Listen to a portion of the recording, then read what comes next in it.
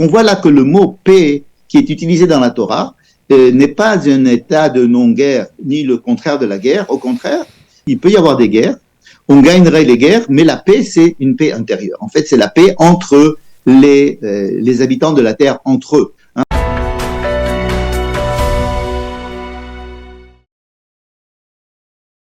Eh bien, nous avons le plaisir d'être en ligne avec le docteur Michel Bensoussan. Michel, bonjour, Boker Tov. Bonjour. Merci d'être avec nous. Je rappelle que vous êtes le guide spirituel de la communauté de Mirtam les David dans l'hôpital de Misgav Ladar à Jérusalem, dans le quartier de Katamon. Et avec vous, je voudrais que l'on revienne sur cette paracha de Bechukotai qui termine le livre de Vaïkra et qui n'est pas, pour terminer, quelque chose de particulièrement encourageant parce qu'il y a, c'est vrai, au début de la paracha, pas mal de brachot, mais par la suite, pas mal d'anti-brachot, comme diraient certains. En fait, quand on lit le début de la paracha, on a l'impression qu'il y a tous les ingrédients pour préserver, pour savoir comment le peuple juif pourra vivre sur la terre d'Israël, en respectant les mitzvot, et que la paix arrivera, on pourra poursuivre nos ennemis, comme on aimerait les poursuivre aujourd'hui avec beaucoup plus d'intensité encore. Et finalement, par la suite, on voit que sinon, ça risque d'être très problématique, et on le voit, peut-être même, on pourrait transcrire certaines des catastrophes qui nous sont promises dans la paracha, dans la réalité d'Israël d'aujourd'hui et du 7 octobre. Je voudrais que vous nous aidiez à faire le clair là-dessus, Michel. D'accord. D'abord, que fait cette paracha ici? Pourquoi avoir des brachot et des klalot, des bénédictions et malédictions? À quoi ça correspond d'abord? Et il faut savoir que dans la Torah, dans tout le Pentateuque, nous avons deux alliances.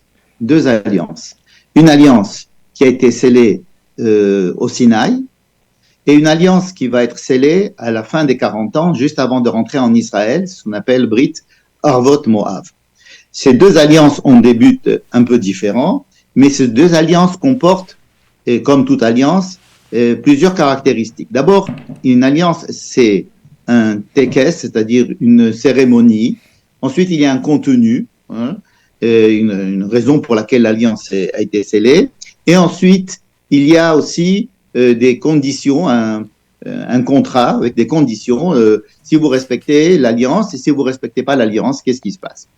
Dans Arvot Moav, c'est-à-dire la deuxième alliance qui va se passer juste avant d'entrer en Israël, il y a tous ces éléments. Il y a un tekes, c'est-à-dire une cérémonie où Moïse fait jurer le peuple. Il y aura encore une autre cérémonie qui se passera dans le mont Gerizim et le mont Réval qui va encore plus affirmer cette cérémonie. Et il y a une raison, c'est l'entrée du peuple sur la terre d'Israël. Il y a une série de mitzvot, une série de commandements. C'est dans les parachas de Kitetse et toutes les mitzvot qui apparaissent dans le livre de Devarim. Et ensuite, il y a aussi le contrat qui dit si vous respectez pas, ce qu'on appelle les brachot et les klalot de la paracha de Kitavo. Donc ça, c'est quelque chose de bien connu, de bien mis en place à la fin de la Torah. Au début de la Torah, c'est-à-dire au moment du mont Sinaï, nous avions vu dans le début de la paracha au milieu de la paracha au milieu du Sefer Shemot, c'est-à-dire dans le livre de l'Exode, il y avait donc une cérémonie puisqu'il y avait le mont Sinaï avec Dieu qui descend sur la montagne. Ensuite, il y avait aussi des sacrifices avec Brita Haganot. Il y a aussi un contenu, évidemment. Il y a la série des mitzvot qu'il y a eu dans la paracha de Mishpatim, c'est-à-dire une cinquantaine de mitzvot, et il manquait à l'époque le contrat qui disait qu'est-ce qui se passait si on est respecté ou si on respectait pas. Et ce contrat-là apparaît justement dans notre paracha de Bechukotai, à savoir que notre paracha, en fait, est en train de sceller l'alliance qui a été faite au mont Sinaï. Bien que nous ayons lu tout le livre de Vaïkra avant cela, pour inclure tout le livre de Vaïkra à l'intérieur de l'alliance du Sinaï, la Torah a déplacé, si vous voulez, la quatrième dimension d'une alliance, c'est-à-dire les brachot et les klalot, il l'a déplacé jusqu'à la fin du livre de Vaïkra, c'est-à-dire dans notre paracha, pour inclure tout ce qui a été dit dans le livre de Vaïkra à l'intérieur de l'alliance du Sinaï.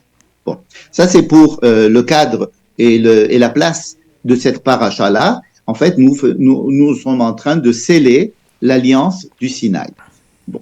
Alors, dans cette alliance, effectivement, nous avons des brachot et des klalot, c'est-à-dire si on respecte les mitzvot, surtout si on respecte les mitzvot, par exemple, de la Shemitah et du Yovel, qui ont été décrites la semaine dernière, alors il y aura effectivement des brachot. Alors, pourquoi est-ce que l'alliance repose essentiellement sur la Shemitah et le Yovel? Parce que disons que la Shemitah et le Yovel, le respect de la Shemitah et le respect du Yovel, représentent, vraiment, sont le symbole même de l'alliance du Sinaï. En quoi? C'est le fait que il faut que l'homme comprenne que sa présence sur Terre est dépendante de son action et de son comportement vis-à-vis de Dieu. La terre ne lui appartient pas. La terre appartient à Dieu, et si le peuple se conduit de façon correcte, alors la terre lui est octroyée. Si vous voulez, le peuple d'Israël est sur sa terre, à condition qu'il y remplisse les fonctions pour lesquelles il y a été mis.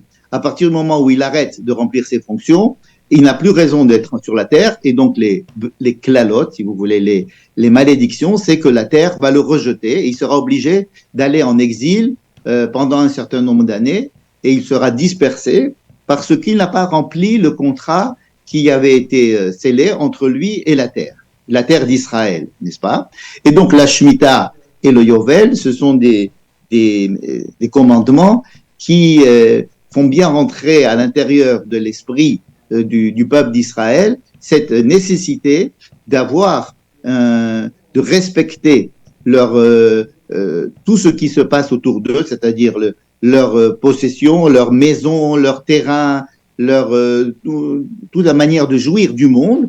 Tout cela leur est accordé avec beaucoup de bénédictions, à condition qu'ils disent ma possession ne m'appartient pas, elle appartient à Dieu, et si il me l'a donnée, c'est parce que je la mérite. Donc il faut en permanence mériter, si vous voulez, cette appartenance avec tout ce que je possède, avec mon argent, mes animaux, ma maison, mon champ et la terre en général.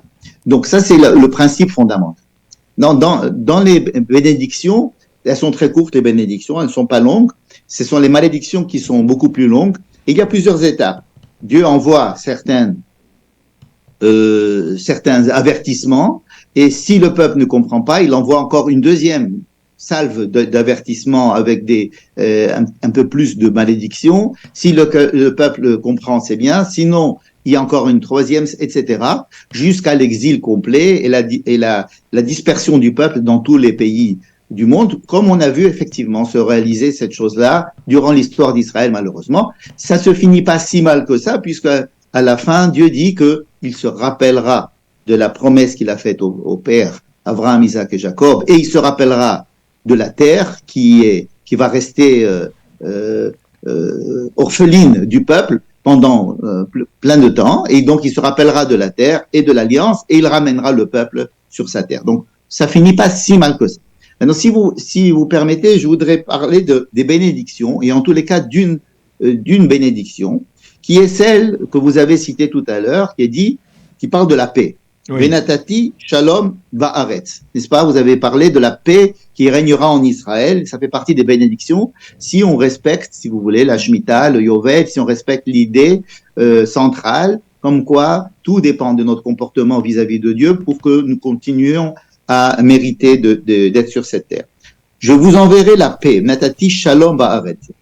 Et vous pourrez résider sur la terre, et j'enlèverai même les bêtes sauvages de la terre, et vous pourrez poursuivre vos ennemis, et ils seront et vous pourrez les abattre avec l'épée.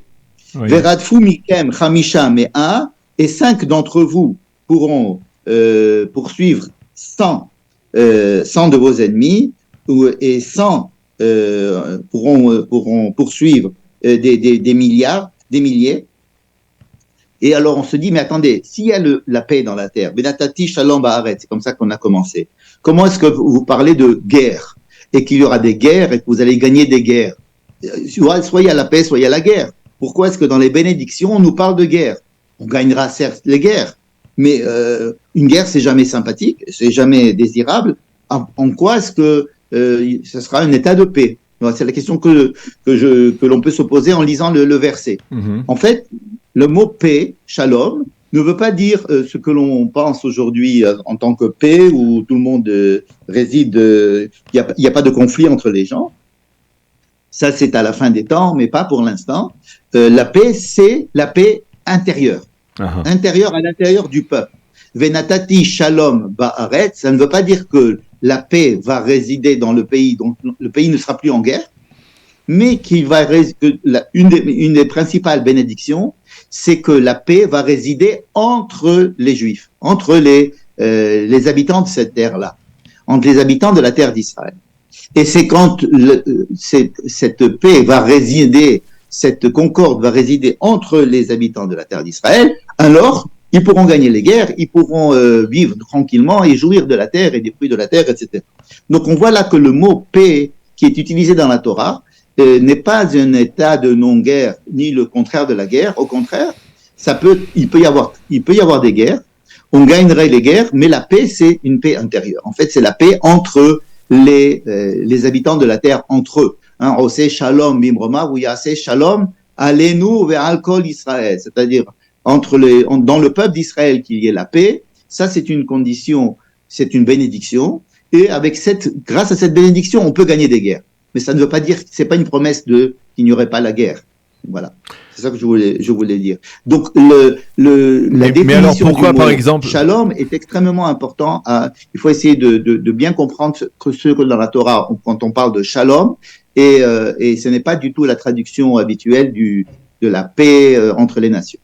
Et pourquoi alors tout de suite après on parle de paix, tout de suite après on dit que les ennemis, on pourra poursuivre nos ennemis et ils fuiront de nous. Ça veut dire c'est-à-dire qu'après la paix intérieure, on pourra suffisamment être fort pour chasser nos ennemis cette fois à l'extérieur.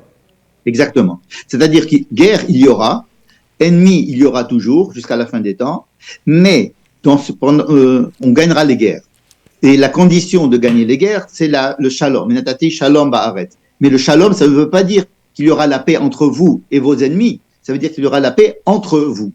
N'est-ce pas? Et c'est à partir du moment qu'il y a la paix entre vous, à l'intérieur du peuple d'Israël, alors vous pourrez gagner les guerres. Vous comprenez? Donc le mot shalom ne veut pas dire qu'il n'y aura plus de guerre en Israël et qu'il y aura la paix entre nous et nos voisins. Ça, alors qu'aujourd'hui, si vous annoncez qu'il y a du shalom, venatati shalom ba'aretz, on a l'impression que cela veut dire qu'il y aura une paix entre nous et tous les voisins, qu'il n'y aura plus de problème de guerre, il n'y aura plus d'antisémitisme, il n'y aura plus de volonté de nous détruire. Ce n'est pas ce qui est écrit. Ce qui est écrit, c'est que je vous donnerai la paix à l'intérieur de vous, à l'intérieur de la terre, entre vous, il y aura de la paix, c'est-à-dire de la concorde entre les habitants d'Israël, et alors ils pourront gagner les guerres. Mais des guerres, il y aura. Ça veut dire que d'une certaine manière, le respect de la Torah, le respect des mitzvot, c'est une sorte de force de dissuasion absolue d'Israël face à ses ennemis? Je ne sais pas si... Oui, il est possible que ce soit une dissuasion parce que si les ennemis nous voient appliquer la Torah, mais je pense surtout que c'est une demande, c'est une exigence du peuple d'avoir un certain comportement. Le comportement dont il s'agit, c'est avant tout de comprendre la raison et les motivations qui font que nous sommes sur cette terre. Pourquoi est-ce qu'on est là? On n'est pas là parce que comme les Suisses sont en Suisse ou comme les Français sont en France ou les Russes sont en Russie. On est en Israël parce qu'on a une mission à accomplir et un comportement particulier à avoir. Et à partir du moment où on n'a pas ce comportement, alors on n'a plus le droit de rester sur cette terre-là. Mm-hmm. Donc, dans ce sens-là, ce comportement, ce que vous appelez les mitzvot, c'est capital. Et donc, l'une des principales mitzvot, comme on sait, c'est ve'afta et re'acha kamocha, c'est-à-dire d'aimer son prochain, c'est pas d'être uniforme dans notre manière de penser. Au contraire, il faut que chacun ait sa manière de penser, mais il faut qu'il y ait une ardout, qu'il y ait une certaine harmonie, la reconnaissance d'une identité d'Israël qui est ancrée en chacun de nous malgré nos différences. Et lorsqu'on reconnaît cette unité d'Israël qui est en chacun de nous et qui fait que nous sommes un peuple et pas simplement des individus en contradiction politique ou idéologique, lorsqu'on a découvert aussi cet élément qui nous unit et qui fait la raison pour laquelle nous sommes sur cette terre, alors effectivement, quand il y a ce shalom à l'intérieur du peuple d'Israël, les bénédictions peuvent alors avoir lieu. Et parmi ces bénédictions, c'est de gagner des guerres. Voilà. Eh bien, merci beaucoup Michel Bensoussan de nous avoir éclairé donc sur ce sujet que l'on peut très facilement traduire dans la réalité d'Israël aujourd'hui sur ce Dvar Torah. Merci beaucoup d'avoir été avec nous ce matin. Shabbat Shalom, à bientôt. Shabbat Shalom, Besorot Tov.